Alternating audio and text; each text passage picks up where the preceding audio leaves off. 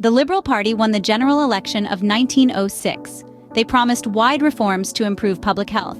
This was because, by the 20th century, most working-class men had the right to vote in elections.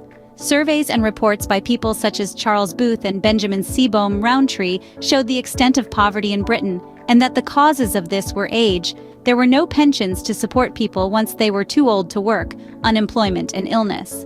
Britain was being economically overtaken by the USA and Germany, and people believed a major cause of this was the poor health of British workers. One-third of men who volunteered as soldiers during the Boer War, 1899-1902, were not allowed to fight due to poor health. A wide range of measures were passed, which had a positive impact on public health.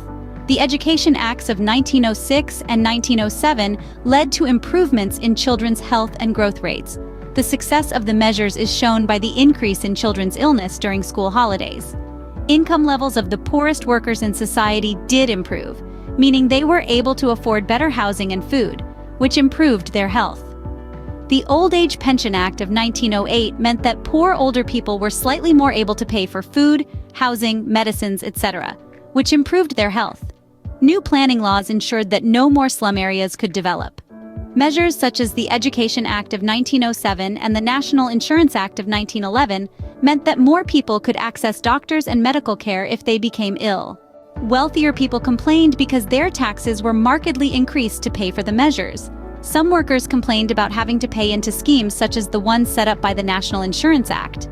Not all people had access to the benefits, and some measures were not enacted across the whole country. Access to doctors and medical treatment still depended on the availability of medical care. There were far fewer doctors in poor areas than wealthier ones. Many people still had to pay for medical care and could not afford to do so.